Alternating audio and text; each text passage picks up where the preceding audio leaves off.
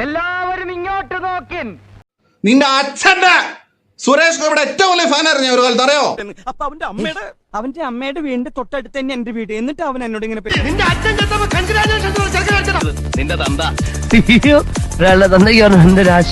നീയും നിന്റെ തന്തമാരെല്ലാരും കൂടെ ഒരു ചാക്കിൽ കിട്ടിയിട്ട് എനിക്ക് കാശ് പിന്നെ എന്റെ ഫ്ലാറ്റിന്റെ ഫ്രണ്ടിൽ സെക്യൂരിറ്റിന് എടുത്ത് കൊടുക്കണോ? അതൊന്നും ആരും അറിയാൻ പാടില്ല. ആരും അറിയില്ല മല്ലയ്യ. അപരാധി പറയാണ് ഞാൻ 1 ലക്ഷം രൂപ ആവശ്യപ്പെട്ടു. അതിന് തെളിവ്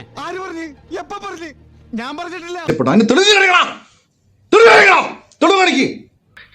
ഇവൻ പറയുന്ന നോക്കണ്ട, ഇവനിപ്പോ ഇങ്ങനെ തെളിവ് കാണിക്കേ.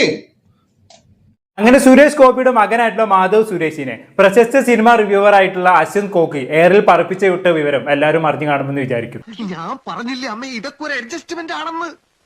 ഇത് ഞാൻ തെളിയിക്കും. അശ്വന്ത് കോക്കിനെ ഒന്ന് ചൊറിഞ്ഞതേ മാധവ് സുരേഷിന് ഓർമ്മയുള്ളൂ. പിന്നെ ആചാരം നിലം തൊടാതെ പറപ്പിക്കുകയായിരുന്നു അശ്വന്ത് കോക്കി. പട്ടി നാറി, നിന്റെ അടുത്ത് ഞാൻ എന്തോ ഉണ്ടാക്കാൻ വന്നോ? ഞാൻ നിന്റെ വീട്ടിനകത്ത് വന്നോ? നിന്റെ കുടുംബത്ത് കയറി വന്നോ? ഇല്ലല്ലോ. ഈ സിനിമയെ കുറിച്ച് ആകെ നല്ല അഭിപ്രായം ഉള്ളത് സിനിമയുടെ പ്രൊഡ്യൂസർക്കും ഡയറക്ടർക്കും പിന്നെ മാധവ് സുരേഷിനും മാത്രമാണ്. ബാക്കിയുള്ള എല്ലാവരും സിനിമയെ കുറിച്ച് മോശം അഭിപ്രായമാണ് പറയുന്നത്.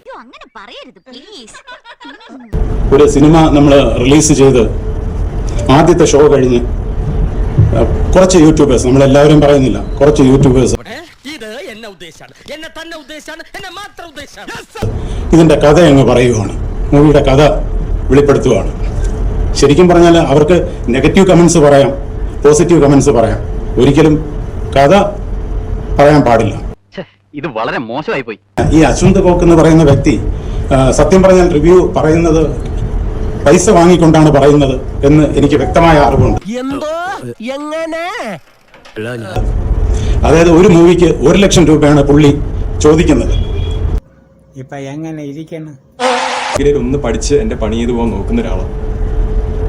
എന്റെ സിനിമയെ പോലും പല പല രീതിയിൽ സെൻസ് ഇല്ലാത്ത രീതിയിലൊക്കെ പറയുമ്പോൾ വി ക്യാൻ അണ്ടർസ്റ്റാൻഡ് ഒരു പരിധിക്കുള്ളത് എവിടെന്നാ വരുന്നതെന്ന്, രാഷ്ട്രീയപരമായിട്ടോ അല്ലെങ്കിൽ വേറെ കാരണം കൊണ്ടോ അഴുക്കച്ചെറുക്കൻ തന്തേക്കാൾ മോശം പേഴ്സണലായിട്ടോ ഒക്കെ ആയിരിക്കും. എന്ത് രാഷ്ട്രീയപരം മോനെ? ഒരു രാഷ്ട്രീയപരവും ഇല്ല. നിന്റെ കഴിവില്ലായ്മ കൊണ്ടാണ് നിന്റെ ആളുകൾ ഇത്രയും പേഴ്സണൽ അറ്റാക്ക് ചെയ്യുന്നത്. ഗുരുത്വദോഷം പറയുന്നത് ആദ്യം ഞാൻ വയസ്സായി നോക്കണ്ട. തൽക്കാലം ഇത്രയും മതി. വരട്ടെ.